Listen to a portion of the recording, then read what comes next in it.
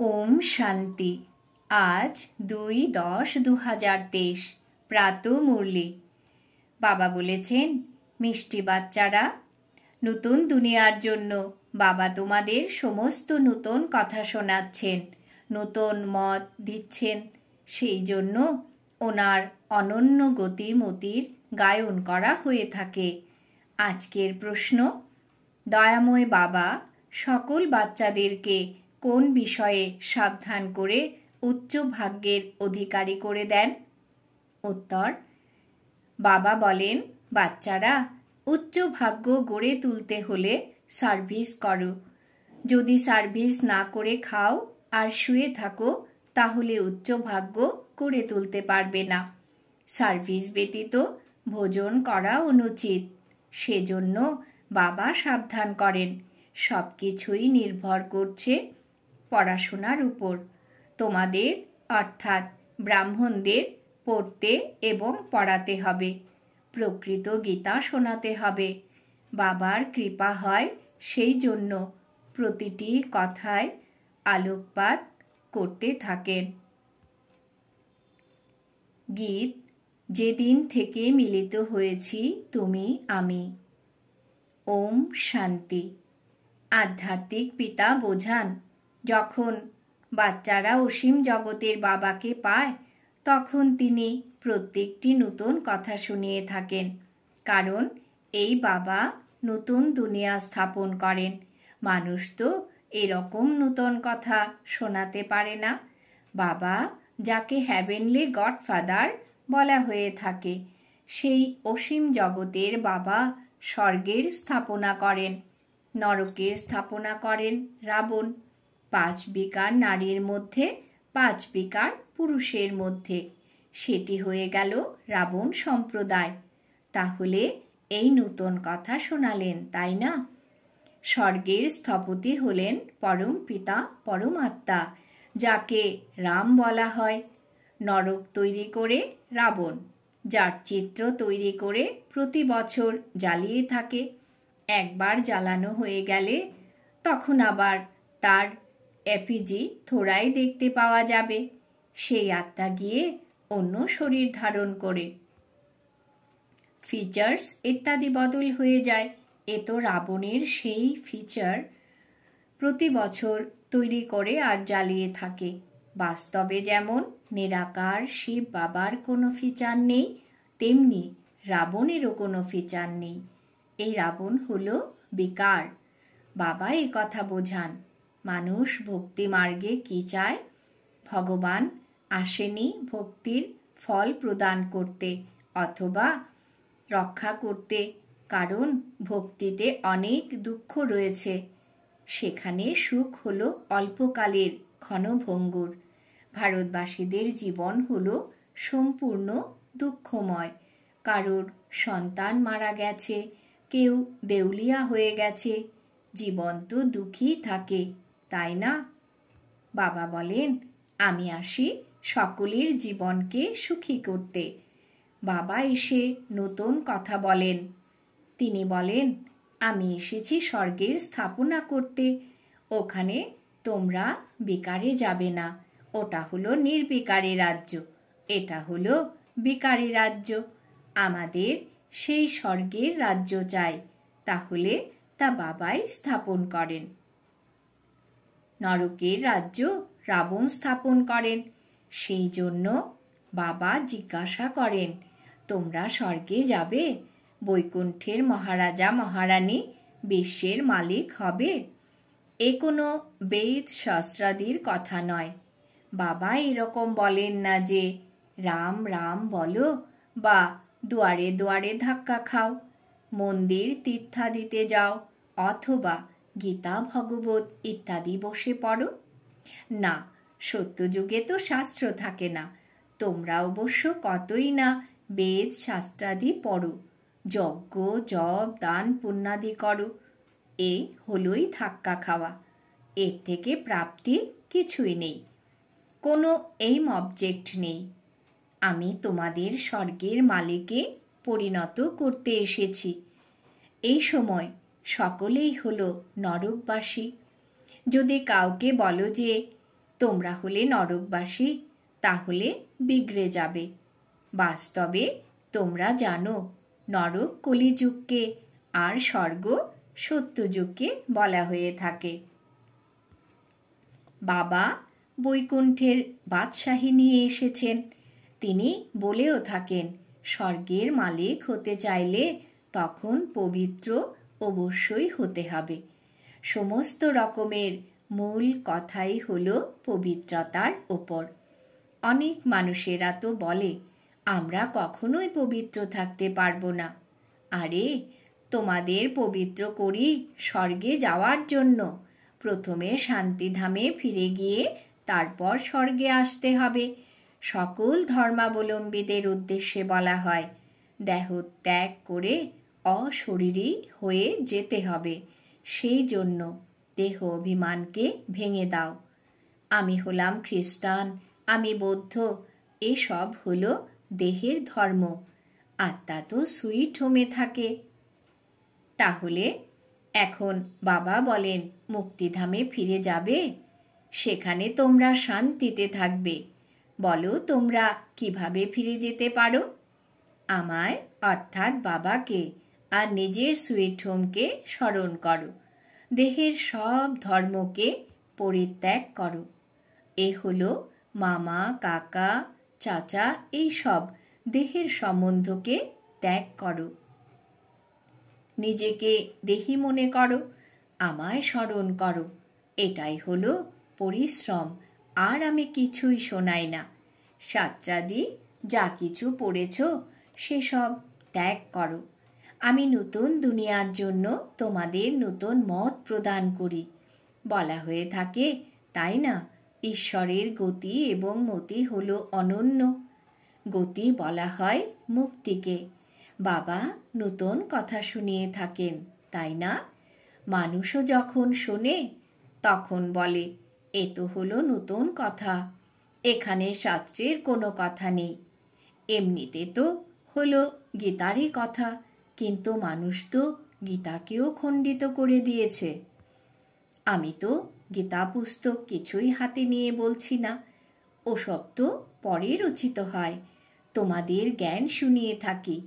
এরকম কখনো কেউ বলবে না যে তোমরা হলে আমার হারানিধি সন্তান। এ কথা নিরাকার পরমাত্মাই বলে থাকেন। তিনি নিরাকার আত্মাদের সঙ্গে কথা বলেন। আত্মা শোনে, এই শরীর হলো কর্মেন্দ্রিয়। এ কথা কখনো কেউ বোঝে না। ওখানে মানুষ মানুষকে শোনায়, এখানে পরমাত্মা বসে আত্মাদের শুনিয়ে থাকেন। আমরা আত্মারা শুনি এই কানের দ্বারা। তোমরা জানো পরমপিতা পরমাত্মা বসে বসে বুঝিয়ে থাকেন। মানুষ তো এর জন্য আশ্চর্য হয়ে যায়, ভগবান কিভাবে বোঝাবেন? তারা তো মনে করে শ্রীকৃষ্ণ ভগবান উবাচ। আরে, শ্রীকৃষ্ণ তো হলেন দেহধারী, আমি তো দেহধারী নই, আমি বিদেহী। আর বিদেহী আত্মাদের শুনিয়ে থাকি। সেই জন্য এই নতুন কথা শুনে মানুষ আশ্চর্য হয়ে যায়। কল্প পূর্বে যে বাচ্চারা শুনে গেছে তাদের তো অত্যন্ত ভালো লাগে। তারা পরে মামা বাবা বলে। এখানে অন্ধশ্রদ্ধার কোনো কথাই থাকতে পারে না। লৌকিক রীতিতেও বাচ্চারা মাতা পিতাকে মা বাবা বলে। এখন তোমরা সেই লৌকিক মাতা পিতার স্মরণ ছেড়ে পারলৌকিক মাতা পিতাকে স্মরণ করো। এই পারলৌকিক মাতা পিতা তোমাদের অমৃতের আদান প্রদান করা শেখাবেন। তিনি বলেন, হে বাচ্চারা, এখন বিষের আদান প্রদান করা ত্যাগ করো। আমি তোমাদেরকে যে শিক্ষা দিয়ে থাকি তা একে অপরকে দাও, তাহলেই তোমরা স্বর্গের মালিক হয়ে যাবে।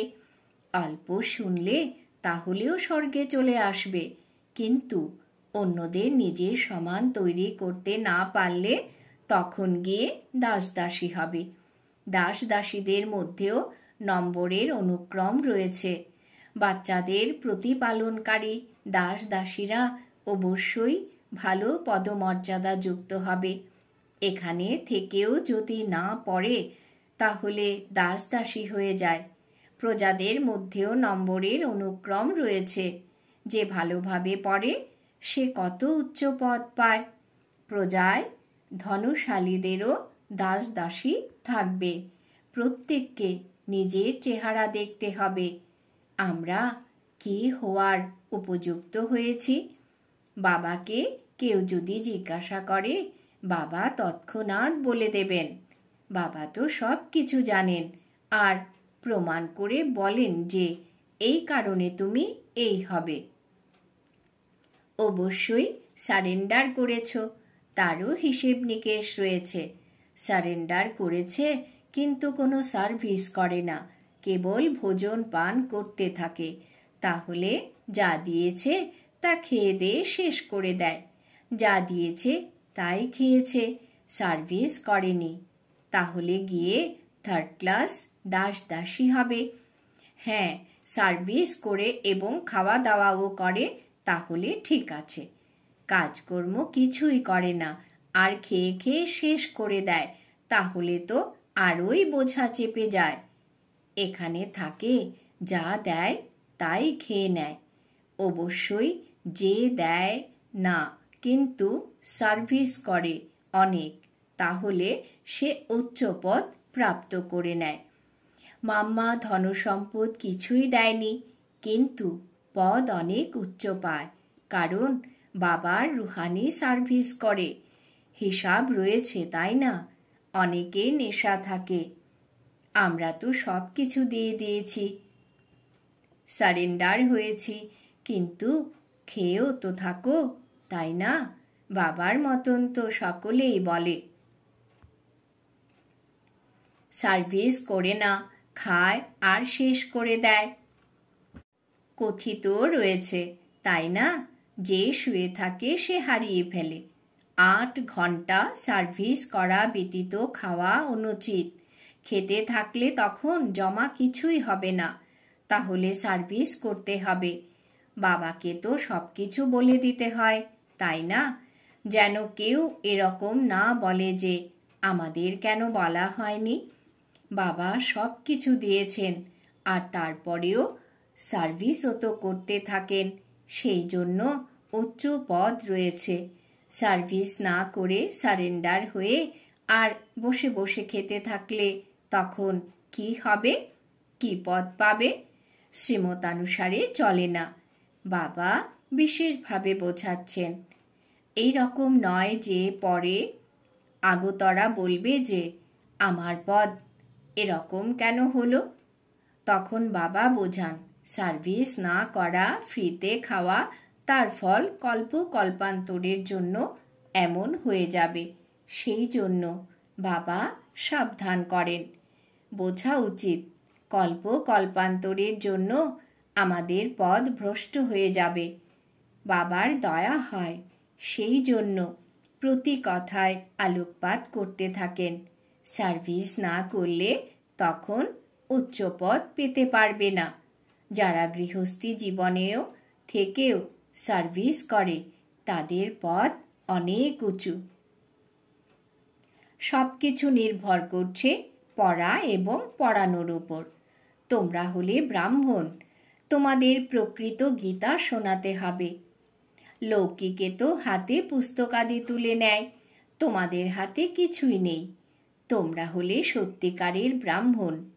তোমাদের সত্য শোনাতে হবে, সত্যিকারের প্রাপ্তি করাতে হবে। আর সকলে লোকসানে করিয়েছে, সেই জন্যই লেখা হয় ওসব হলো মিথ্যা। বাবা সত্য শুনিয়ে সত্য ভূখণ্ডের মালিক বানিয়ে দেন। এ হলো বুঝবার মতন কথা। বিশ্বের মালিক হওয়া কম কথা কি? যে সেন্সিবল বাচ্চা হবে সে তো প্ল্যান তৈরি করতেই থাকবে। আমরা সোনার ইটের এরকম এরকম ঘরবাড়ি তৈরি করব, এই করব। ধনবানের সন্তান যখনই বড় হয়ে যায় তখন তাদের চিন্তা চলতে থাকে যে আমরা এভাবে করব, এই বানাবো। তোমরাও ভবিষ্যতে প্রিন্স হয়ে যাও, তাহলে শখ থাকবে, তাই না? আমরা এরকম এরকম মহল নির্মাণ করব, যা আর কারোর থাকবে না। এই চিন্তা তাদের চলবে যারা ভালোভাবে পড়াশোনা করে, আবার পড়িয়েও থাকে। রাজত্ব তো থাকবে, তাই না? তাহলে বুদ্ধিতে এই চিন্তা চলতে থাকা উচিত। আমরা কত নাম্বারে পাশ করব? এ হলো বড় স্কুল। লক্ষ লক্ষ কোটি কোটি মানুষ পড়বে, প্রচুর আসবে। এসব কথা বাবাই বসে বুঝিয়ে থাকেন। ভগবান হলেন অদ্বিতীয়, ওনাকেই মাতা পিতা বলা হয়। তিনি এসে অ্যাডাপ্ট করেন। এ হলো কত গুপ্ত কথা। এ হলো নূতন স্কুল। পড়ান যিনি, তিনিও নূতন। কত ভালোভাবে বোঝান। ঝুলি তারই ভরবে যে সুযোগ্য হবে, বাবাকে স্মরণ করবে। মা বাবাকে কখনো কেউ ভোলে না। তাহলে সঙ্গম যুগীয় বাচ্চারা বাবাকে কিভাবে ভুলে যেতে পারে? আচ্ছা, দুনিয়া বিশৃঙ্খলতার মধ্যে রয়েছে, আর বাচ্চারা তোমরা চুপ অর্থাৎ সাইলেন্সে রয়েছ। নিস্তব্ধতার মধ্যে রয়েছে শান্তি, শান্তির মধ্যে রয়েছে সুখ। তোমরা জানো যে মুক্তির পরেই রয়েছে জীবন মুক্তি। বাচ্চারা, তোমাদের কেবল দুটি শব্দ স্মরণে রয়েছে, আলফ অর্থাৎ আল্লাহ, বে অর্থাৎ বাদশাহী। কেবল একমাত্র আলফকে স্মরণ করেই বাদশাহী প্রাপ্ত হয়ে গেছে। বাকি আর কি বেঁচে রয়েছে? বাকি রয়েছে ঘোল। আলফকে পেয়েছ মানে মাখন পেয়ে গেছো, বাকি সব হলো ঘোল। এই রকমই, তাই না? আমরা চুপ করে অর্থাৎ সাইলেন্সে থাকি।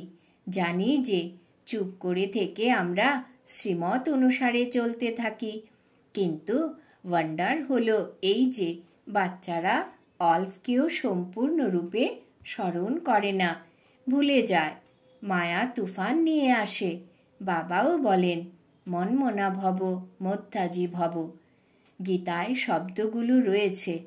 তাহলে তোমাদের গীতা পাঠকারীদের কাছে অর্থ জিজ্ঞাসা করা উচিত যে মনমনা ভব মধ্যাজি ভবর অর্থ কি? বাবা বলেন, আমায় স্মরণ করো, তাহলেই তোমরা বাদশাহী পাবে। দেহের সকল ধর্মকে পরিত্যাগ করে দেহী হয়ে যাও, আর বাবাকে স্মরণ করো, তবেই বাদশাহী প্রাপ্ত হবে। গুরু গ্রন্থেও বলা হয়ে থাকে, আলফের জপ করো অর্থাৎ ঈশ্বরের জপ করো, তবেই বাদশাহী পাবে। সত্য ভূখণ্ডের রাজত্ব প্রাপ্ত হয়। আমরা দুনিয়ার থেকে সম্পূর্ণভাবে পৃথক। কেউ এমন বলবে না। বাবা তোমাদের নতুন কথা শোনান, বাকিরা সকলেই পুরানো কথা শুনিয়ে থাকে। কথা অত্যন্ত সহজ। আলফের হয়ে যাও, তবেই বাদশাহী পাবে। তবুও পুরুষার্থ তো করতেই হবে। নিজ সম বানানোর সার্ভিস যত করবে ততই ফল পাবে। মানুষ না আলফকে জানে না বেকে জানে। বে অর্থাৎ রাজত্বের মাখন। শ্রীকৃষ্ণের মুখে মাখন দেখানো হয়ে থাকে, তাই না? অবশ্যই স্বর্গের স্থপতি বাদশাহী দিয়েছিলেন। আচ্ছা, মিষ্টি মিষ্টি হারানিধি বাচ্চাদের প্রতি মাতা পিতা বাপদাদার স্মরণের স্নেহ সুমন আর সুপ্রভাত। আত্মাদের পিতা তার আত্মারূপী বাচ্চাদেরকে জানাচ্ছেন নমস্কার। আমরা আত্মারূপী বাচ্চারা আমাদের মাতা পিতা বাপ দাদাকে জানাই স্মরণের স্নেহ সুমন, সুপ্রভাত, নমস্কার। ধারণার জন্য মুখ্য সার। প্রথম, সুইট হোমে ফিরে যেতে হবে। সেই জন্য দেহের সমস্ত ধর্ম এবং সম্বন্ধগুলিকে ভুলে নিজেকে দেহি মনে করতে হবে। এই অভ্যাসেই অভ্যাসী হতে হবে। রিপিট, সুইট হোমে ফিরে যেতে হবে। সেই জন্য দেহের সমস্ত ধর্ম এবং সম্বন্ধগুলিকে ভুলে নিজেকে দেহি অর্থাৎ আত্মা মনে করতে হবে। এই অভ্যাসেই অভ্যাসী হতে হবে। দ্বিতীয়, বাবার থেকে যে শিক্ষা পেয়েছ তা অন্যদেরও প্রদান করতে হবে। নিজের মতন করেই গড়ে তুলতে হবে। 8 ঘন্টা সার্ভিস অবশ্যই করতে হবে। রিপিট, বাবার থেকে যে শিক্ষা পেয়েছ তা অন্যদেরও প্রদান করতে হবে। নিজের মতন করেই গড়ে তুলতে হবে। 8 ঘন্টা সার্ভিস অবশ্যই করতে হবে। বরদান: বিশুদ্ধ ফিলিং এর দ্বারা ফ্লু এর অসুখকে সমাপ্ত করে বরদানের দ্বারা পালিত হওয়া সফলতা মূর্তি ভব। বিশুদ্ধ ফিলিং এর দ্বারা ফ্লু এর অসুখকে সমাপ্ত করে বরদানের দ্বারা পালিত হওয়া সফলতা মূর্তি ভব। ব্যাখ্যা: সমস্ত বাচ্চাদের কাছে বাপ-দাদার শ্রেষ্ঠ মত রয়েছে। বাচ্চারা সদা শুদ্ধ ফিলিংয়ে থাকে।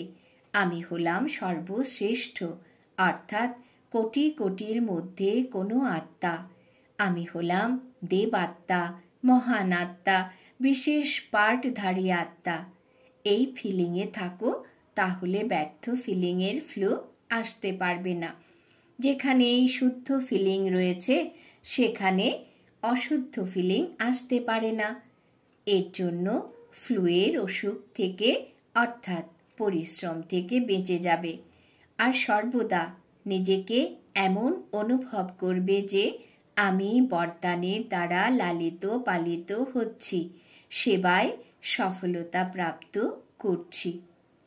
স্লোগান: সঙ্গম যুগীয় মর্যাদা পুরুষোত্তম হওয়া। এটাই হলো ব্রাহ্মণ জীবনের শ্রেষ্ঠ লক্ষ্য। সঙ্গম যুগীয় মর্যাদা পুরুষোত্তম হওয়া, এটাই হলো ব্রাহ্মণ জীবনের শ্রেষ্ঠ লক্ষ্য।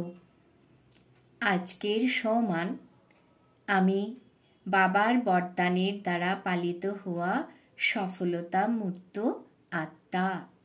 ওম শান্তি।